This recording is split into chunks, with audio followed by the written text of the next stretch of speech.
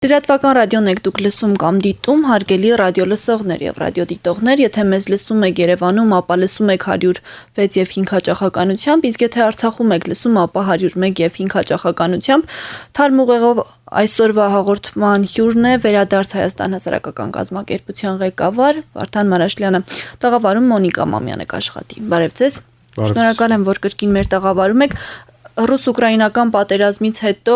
մենք քննարկում չունեցանք այդպես էլ առիթը ստեղծված է մի քիչ հասկանանք ինչ կատարվեց, ինչ հոսքեր էին, որ դեպի Հայաստան էին գալիս,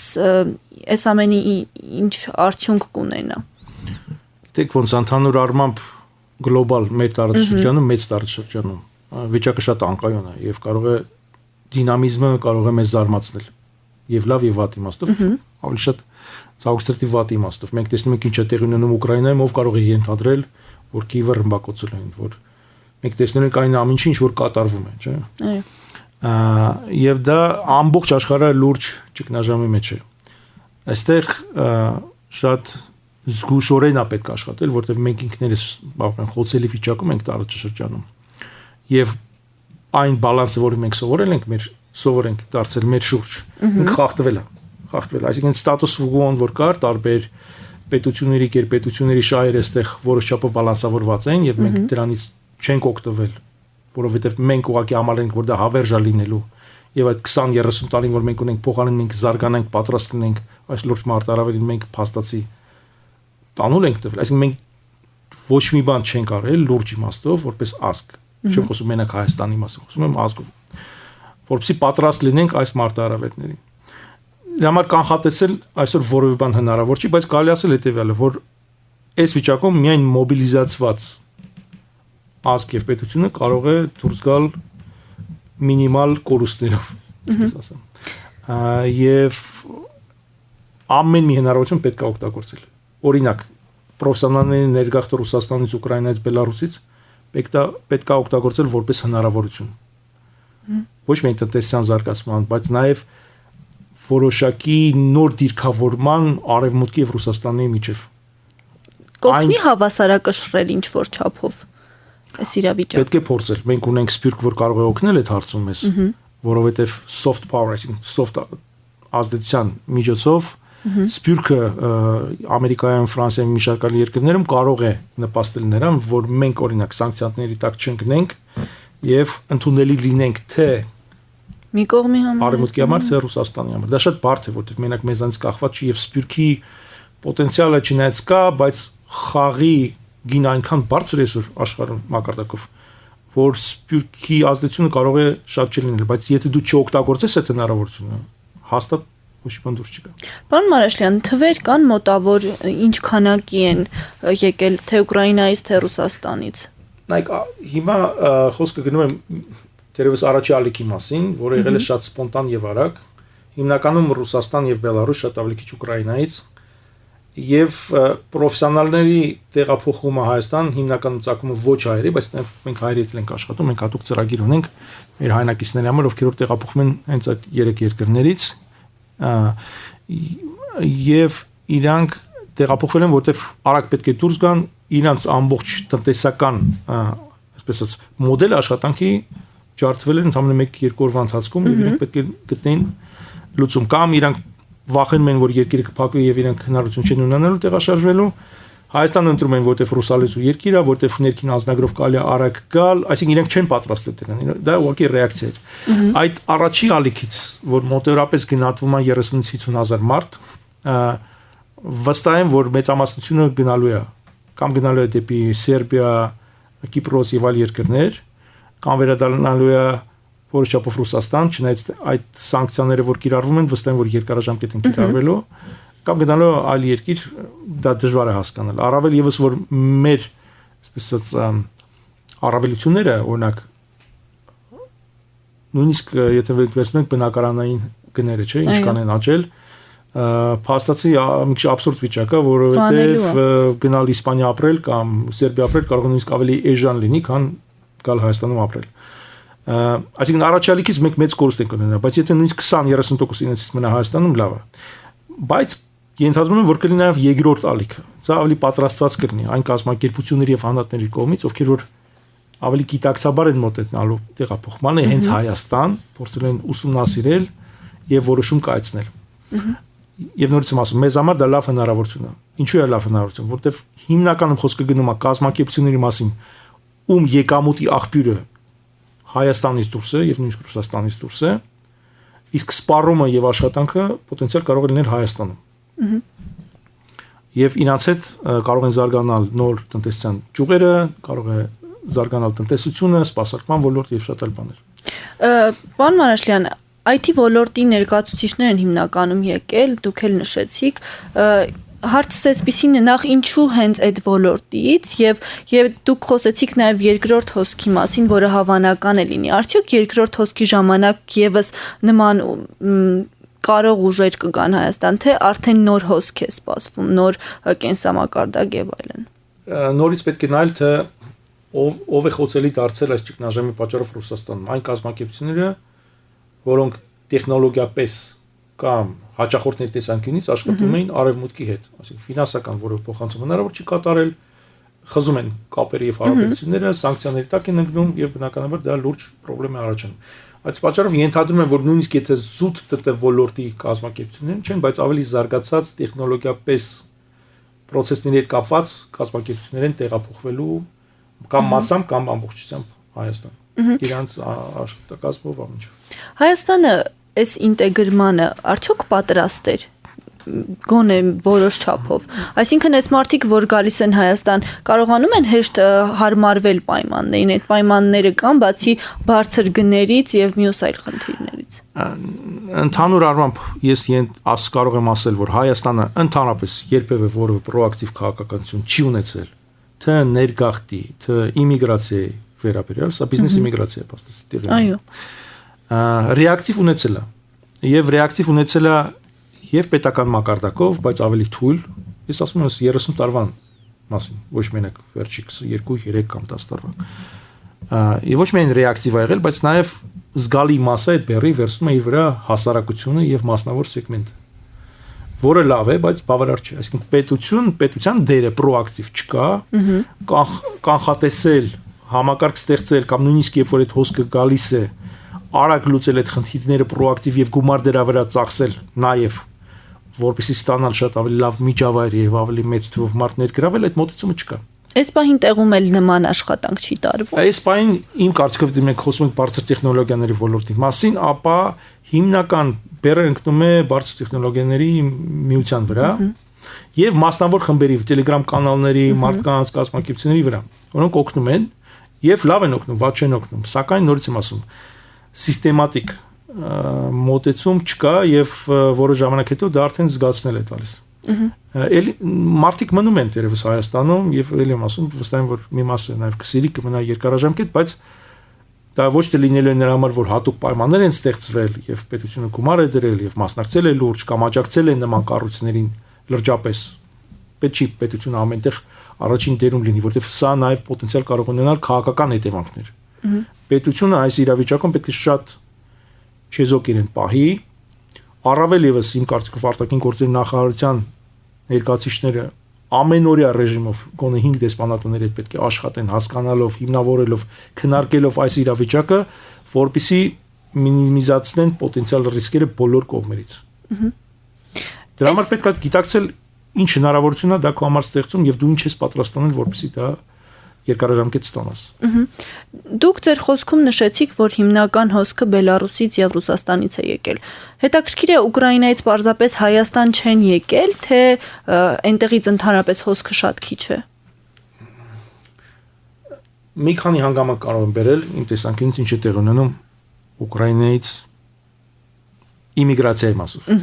Եվ նաեւ որոշակով ներգաղթի մասով, ասացիան բայրին։ Առաջինը պետք է հասկանալ, որ Ուկրաինայից հիմա նույնիսկ ներսում տեղաշարժը շատ սահմանափակված։ Երկրորդը, տեղաշարժը տեղի ունենում Ուկրաինայից դեպի արևմտյան երկրներ՝ Լեհաստան, Ռումինիա, Մոլդովա, որտեղ որ հնարավորությունները ինտեգրելու կամ աջակցելու այդ մարդկանց ավելի մեծ են, քան Հայաստանում, դա բնական է։ Երրորդը, ամեն դեպքում Ռուսաստանը ընկալվում է, որ Հայաստանը Ռուսաստանի դաշնակիցն է եւ եթե երկիրը պատերազմի մեջ է դաժան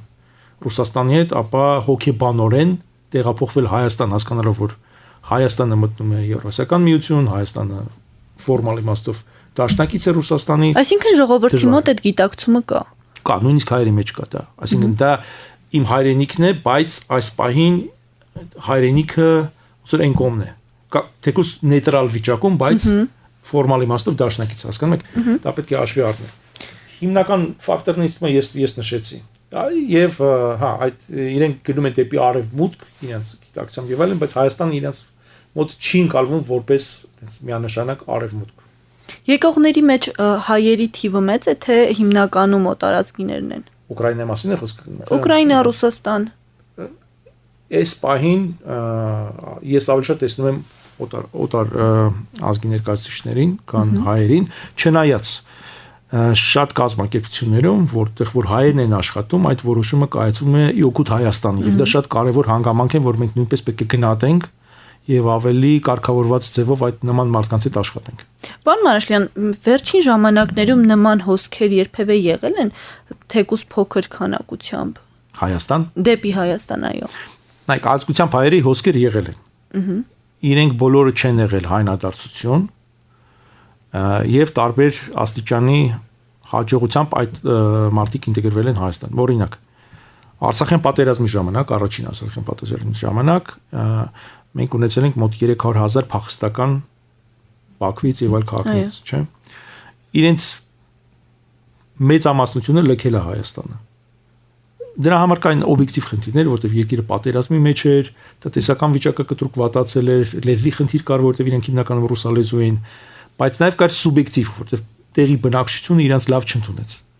Եկեք անկեղծ խոսենք։ Դա տեղ ունեցավ։ Եվ ոչ միայն նրա համար, որ տեղի բնակչությունը վատ վիճակում էր, ուղղակի այդպես էր տրամադրված։ 2000-ականներին մենք ունեցել ենք հոսք Իրաքից, մոտավորապես, եթե չեմ սխալվում, 15,000 մարդ։ Որից մնացել է նույնպես 20%-ից ոչ ավել,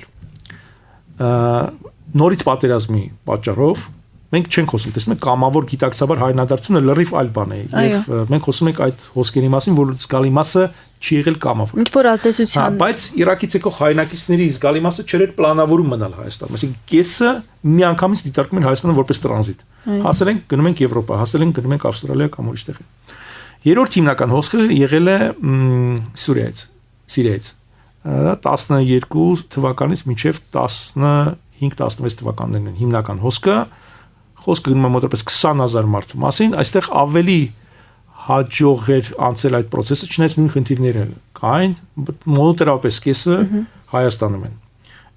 Եվ ոչ միայն այն պատճառով, որ դժվար է գնալ այլ երկիր, այլ որովհետև պետությունը ամեն դեպքում թեկուզ էլի պրոակտիվ չէր, լուրջ ռեսուրս չէր դրել, հիմնականում սպյուրքն էր փորձում օգտագործել կամ այլ միջազգային կառույցների ռեսուրսները, բայց որոշակի համակարգված աշխատանք Սիրիայի տարել էր։ Հետո ունեցել ենք հոսք Լիբանանը հայության հետ, այդ պայթյունից հետո վերջի 3-4 տարվա ընթացքում ընդհանրապես Լիբանանից շատ ավելի շատ տեղափոխողներ կան, մեր հայնակիցները։ Իրենք ավելի շատ տնտեսական ճգնաժամի մեջ են եւ քաղաքական իմաստով Լիբանանը ոնց որ դարձել է failed state։ Ինչպես նաև մենք որոշակի դրա նշումներ ունենք, էլի, ցավոք սրտի եմ ասում, բայց եկեք անկեղծ լինենք։ Եթե մենք ուզում ենք խնդիրները լուծել, մենք պետք է անկեղծ լինենք։ Եվ այդտեղից էլ հոսքը համեմատաբար հաջողակ է, որովհետև արդեն շատ լիբանանահայեր կան, որ տեղափոխվել են, բայց այս վերջի հոսքը առաջինն է, որ մենք տեսնում ենք մեծ թվով ոչ հայերին։ Եվ պոտենցիալ իմաստով նաև պրոբլեմատիկ է, եթե չկարգավորվի, եթե պետությունը լուրջ չմասնակցի հայնադարձության համար, հատկապես ունենք Լիբանանից կամ այլ երկրներից, որտեղ որ խնդրահարույց վիճակում է գտնվում մեր համայնքը։ Ինչու, որովհետև եթե մարդը տեղափոխվել է Հայաստան, մենք գիտենք, որ ընդհանուր առմամբ աշխատավարձների մակարդակը այստեղ բարձր չէ, եւ ինքը պատրաստ է գոյատևել Հայաստանում, եւ գոնե զորեն երբ որ դուրս է գալիս, ինքը կգնա այդ քայլին, բայց երբ որ օրինակ վարձակալության գումարը մի անգամից երկու անգամ բարձրանում է, կամ 50%-ով, իր համար դա շատ լուրջ մարտահրավեր է։ Եվ եթե պետությունը այստեղ չմասնակցի, չփորձի բալանսավորել նույն շուկան, այդ լոկալ խնդիրը դառնում է լուրջ խնդիր հայնադարձության համար։ Սա կարող է ազդեցություն ունենալ, որ արտագաղթ եւս սկսվի։ Այսինքն ներհոսքի պատճառով մարդիկ զգան, որ իրապես չեն կարողանում այս պայմաններով երկար մնալ Հայաստանում եւ արդեն ֆինանսական պատճառներից ելնելով այո։ Ֆինանսական պատճառներից ելնելով այո, բայց արտագաղթը նաև ունի հոգեբանական էլեմենտներ, այսինքն այդ դե հոգեբանականն էլ մյուս կողմից նենց անպաշտպան զգալու եւ այլն դա կարող է լինել։ Բայց մետակրկին նկատառում ասեն ձեզ, ինչու է հայրենադարձությունը կարևոր իմ կարծիքով։ Մենք հարցում ենք կազմակերպել մոտ 8 տարի առաջ եւ հարցմանը մասնակցել մի քանի 100 հայրենադարձներ եւ հարցը հետեւելն էր. ինչ պայմաններում դուք կլքեք, ինչ պետք է տեղ ունենա Հայաստանում, որովհետեւ դուք որոշում կայացնեք եւ լքեք երկիրը։ Պատասխանների մեծամասնությունը եղել է կապված տնտեսական պատճառների։ Եվ մենք հստակ հարց ենք դրել, եթե լայնածավալ պատերազմ լինի, այդ հարցին դրական պատասխանները ընդամենը 5%։ Ենթադրենք այդ 5%-ը իրականում 10 կամ 15%-ը, բայց ամեն դեպքում դա բավականին ցածր տոկոս։ Նշանակում է, որ հայրենադարձը ընդհանուր առմամբ, երբ որ տեղափոխվում է Հայաստան, ինքը իրոք պատրաստ է դառնալ այս երկրի մի մասը, ինքը իրոք արժևորում է անկախությունը եւ պետականությունը։ Եվ բացի իրանց պրոֆեսիոնալ հատկանիշներից, որ նույնպես կարևոր են, որտեղ իրանք այլ երկրներից են գալիս, փորձառությունը, արտաքին աշխարհի հետ կապը, զարգացման տեսանկյունից, այդ էներգետիկան եւ Հայաստանակենտրոն ցանկությունը լինել Հայաստանակենտրոն, Հայաստանում ապրել որպես հայ, հայաստանցի պետք է ամեն ձևով խրախուսել։ Այդ էներգետիկան Հայաստանում իրոք շատ պակասում է եւ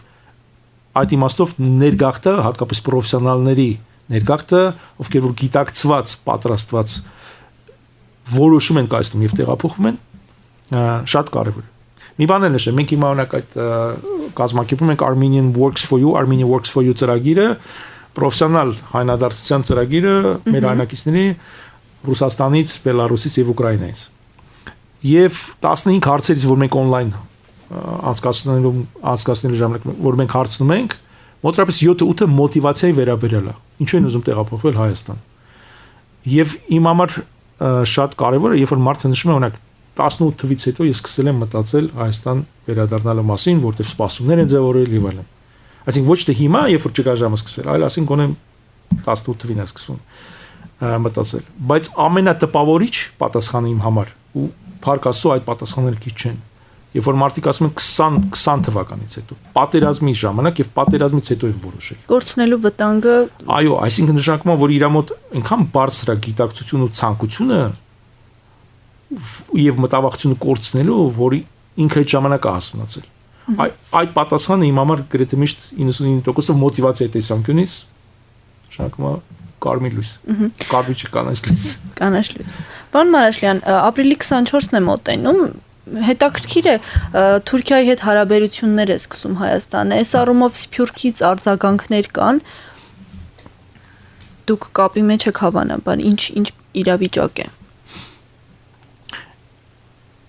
Ինձ թվում է եւ Հայաստանում եւ Սփյուռքում շատ բարդ process-ներ են տեղի ունենում, որովհետեւ ինչ որ տեղի ունենում վերջի 2 տարվա ընթացքում եւ շարունակվում է այդ կատաստրոֆան, որ տեղի ունեցել, ինքը շոկային է։ Այդ շոկը ինքը բերում է մեզ դեպի հին կոմպլեքսներ, այդ մտավախություններ, վախեր եւ այլն, որից պետք է ազատվել, բայց ազատվել գործողության միջոցով, ոչ թե մտածելու միջոցով։ Հիմա ես տեսնում եմ, որ Սփյուռքում, ինչպես նաեւ Հայաստանում 3 կատեգորիա տեսակ ռեակցիա կա այս իրավիճակի։ Առաջինը ուղղակի հրաժարվել հայությունից, հայկական խնդիրներից եւ այս լուզերի զգացողությունից, այսպես կոչենք, կոպիտ խոսենք, բայց անկեղծ խոսենք։ Ենթադրում եմ, որ մի 20-30% մեր հայրենակիցներից, թող որ ծնվել է Հայաստանում, գնացել է, թող որ երբևէ այստեղ չի ապրել, այդ process-ը անցնում են։ Մոտավորապես 1/3-ը թերևս անորոշ վիճակում են, իրանք ուղղակի դերևս ապաթիայի մեջ են, չեն հասկանում ինչա կատարվում եւ չեն կարողանում արագ կողմնորոշել, այսինքն այդտեղ action չկա, այդտեղ որևէ գործողություն չկա, կա ուղղակի կողքից նայելու observation process։ Եվ մոտավորապես 1/3-ը այն մարդիկին, ովքեր որ համարում սա իրենց անձնական մարտահրավերն է, իրենց անձնական պարտությունն է, իրենց անձնական մեղքն է, եւ իրանք սկսում են աշխատել։ Իրանք սկսում են աշխատել հասկանալով, որ իրանք ժամանակին շատ բան չեն արել։ Այսինքն իրանք ինչ որ մի բան էին անում, բայց դա բավարար չէ։ Իրանք պետք է 10 անգամ, 20, 50 անգամ ավելանեն եւ իրանք պատրաստ են դա անել։ բայց դրա համար ավելի համակարգված աշխատանք է պետք։ Դրա համար համախմբում է պետք կոնկրետ ծրագրերի, կոնկրետ մոտեցումների շուրջ, որոնք կապված են հատկապես Հայաստանի անվտանգության հետ, Հայաստանի տնտեսության զարգացման հետ, Հայաստանի հոգեբանական վիճակի հետ, Հայաստանի մշակութային իմաստով ձևավորման հետ զարմանալ է, չէ՞, հին ժողովուրդ ենք, բայց մենք խոսում ենք մշակույթի ձևավորման մասին, որպես խնդիր։ Քաղաքական մշակույթ լինի, տնտեսական մշակույթ լինի, ռազմական մշակույթ լինի, տեսնում եք Չի ձևավորվել, թե ընդհատվել է ինչ-որ կետում դա։ Դե ես նոր եմ գալիս Արցախից, զատիկը նշում ենք Արցախում, հետո գնացի Մեղրի, առաջ անգամ եմ այցելել։ Ընկերներով են գնացել, շատ հետաքրքիր եւ տպավորված մի այցելություն էր, մի քիչ շեղվելու ենք մեր հիմնական թեմայից, տեսումը կարևոր է։ Դու տեսնում ես վանքերը, որ կառուցվել են 8, 10, 15 դար առաջ։ Ֆանտաստիկ աշխատանք։ Դու տեսնում ես այնտեղ համակարգ, դու տեսնում ես այնտեղ ձգտում դեպի պերֆեկցիոնիզմ։ Դու տեսնում ես յուրատիպ իր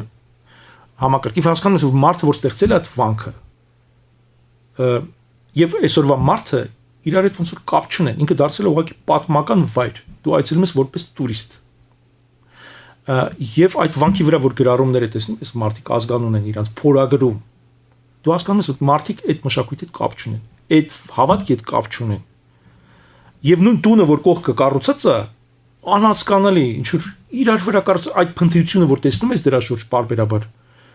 դու հասկանում ես, այդ երկուսը իրար հետ կապ չունեն։ Այդ կապը կտրվել է, սովետը ավելացրել է իր շերտը, Օսմանյան կայսրությունը իր շերտը, տարբեր կողմերից ազդեցությունն եկել է։ Բայց մենք հիմա անկախ վիճակում ենք եւ այդ մենք շերտերը չենք մաքրել, մենք չենք ձևավորվել այդ նոր մշակույթը եւ նոր մշակույթը դա այն կոնսերվատիվ մեր սովետական խառը, այսպես ընտանեկան արժեքների մասին չի, շատ ավելի խորքային է, որովհետեւ ճիշտ ազգային կոնցեպտի մեջ կին ծեծել չկա։ Հասկանում եք, թուլամորտ լինել չկա, կամ ծուլիկ լինել չկա, հասկանում եք, այլապես դու չի կարողանալու գոյատևել այս տարածաշրջանում, որտեղ որ քո թշնամիները միշտ ավելի մեծ են եղել, ավելի ուժեղ են եղել, դու եւ հավատքի եւ այդ պերֆեկցիոնիզմի միջոցով միայն կարող ես հասնել նրան, որպեսզի գոյատևեր եւ որոշ շրջանում նաեւ զարգանար։ Մենք կորցրել ենք ինչ-որ ձևով պետք է վերականգնենք։ Հիմա այս կատաստրոֆայի ընթացքում եթե մենք սկսենք աշխատել այդ էլեմենտների վերականգնման վրա, հայ գյուղացին ինչ է։ Ոչ մենակ ինչ է հակնում, տարազը հակնում, տեղ հակնում, թե այդ ինչպես է աշխատում, ինչ պրոդուկտ է ձևավորում։ Ինչպես օրինակ Իսրայելը չուներ գյուղացի որպես կատեգորիա, երբ որ ստեղծվեց Իսրայելը։ Իրանք զրոյից ստեղծեցին կիբուցի միջոցով եւ շատ տեխնոլոգիաներ ստեղծվեցին այնտեղ։ Իսկ գուցե խնդիր կաթիլային համակարգը, բազմաթիվ բաներ իրանք այնտեղ զարգացրել են եւ գյուղացին այնտեղ նաեւ զինվոր է։ Եվ ամեն մի տանտակ կա մի հատ բունկեր։ Հասկանում եք, այսինքն դա համակարգ է։ Մենակ այդպես այդ ազգը լուրջ դժվարությունների միջոցով, որտեվ մի բանը դու նոր ես տեղափոխվում եւ դա ստեղծում ես, մի բանը դու արդեն երկրորդ, երրորդ սերունդի մարդ ես, որ անընդհատ այդ պրեսի տակ կարող ես չդիմանալ, կարող ես արտագաղթել եւ այն, բայց իրենք գնում են այդ ճանապարհով։ Մենք եթե այդ ճանապարհը բռնենք եւ Սփյուռքը այստեղ իրոք կարող է շատ լուրջ մասնակից դառնալ, լիարժեք մասնակից։ Մենք իմ կարծիքով ունենք շանսեր այստեղ եւ գոյատևել եւ զարգանալու։ Եթե չէ, եթե մենք սովորական եվրոպական, ռուսական, արևելյան, արևմտյան ինչ որ մի հատ ժողովուրդ ենք, որ ապրում է միայն կենցաղով, շատ դժվար կլինի։ Կարող է նրա արդյունքում է նաև պարոն Մարաշլյան, որ գնացող եկողները անընդհատ այդ խոսքը կա եւ արժեքները բերում են եւ այն հիմնականը չի ստացվում պահել, այսինքն նորն է անընդհատ գալիս եւ կուտակվում է, ստեղծվում է նոր մի բան, որը իրականում ոչինն է, ոչ էլ այն նորն է, որը կա։ Դա իր երթին կա եւ իմջալուց այդ մշակութային հայի պակասը նաեւ բերում է նրան, որ մեծ արտագաղթ է տենում Հայաստանից եւ միշտ ունեցել է։ Հասկանում եք։ Էլի մարտահրավերներ կան, օբյեկտիվ եւ սուբյեկտիվ, բայց սուբյեկտիվ մասը մեր մոտ մեծ է։ Կան բազմաթիվ երկրներ, որտեղ որ ապրելու որակը, ապրելու պայմանները ավելի վատ են, բայց արտագաղթ ավելի փոքր է եւ հակառակ։ Բայց ընդհանուր առմամբ ինձ թվում է կոնցեպտուալ խնդիրը հետեւյալն է, որ այդ համակարգը չի ձևավորվում վերևից ներքև։ Այսինքն պետությունը չի նույնիսկ դնում այդ խնդիրը, հասկանում եք, որ պետքա այդ էլեմենտները ձևավորվի։ Դա վերաբերում է շատ ուժեղ ձևով կրթական համակարգին, մշակույթին, բանակին եւ մի շատ այլ ոլորտներին, որտեղ պետքա լուրջ վերանայել, ներդրում կատարել եւ Ինչը միայն վերևից վերականգնել յուրատիպ, բայց ժամանակակից մոդել։ Ուսումնասիրելով նաեւ բնականաբար միջազգային փորձը պետք չի հեծանիվ ստեղծել։ Բայց վերցնելով այդ միջազգային փորձից լինի դա Ֆինլանդիա, Շվեյցարիա, Իսրայել, Սինգապուր եւ մի շարք այլ երկրներ, վերցնելով այն կոմպոնենտները, որ ամենամեծն են համապատասխանում այս կամ այն ոլորտում։ Նույն սպիրկի հետ աշխատանք։ Օրինակ ես միջազգային էքսպերտ եմ պետություն սպիրկ հարաբերությունների թեմայով, կարող եմ ասել, որ 80% խնդիրները, որ մենք ունենք այսօր, արդեն կան դրանց լուծումները եւ այլ ազգի ներկայացուցիչները, նաեւ մենք որոշ չափով ունենք դրա լավագույն մոդելները կիրառման, ուղղակի չենք անում։ Բայց 20%-ը իրոք շատ ունիկալ են մեզ համար եւ մենք մերը պետք է ստեղծենք, հասկանանք ոնց ենք դա անում։ Բայց գոնե 80 անենք, վերջացնենք, անցնենք այդ 20-ին, այլ ոչ դա անընդհատ, այսպես պատտվենք եւ արդյունք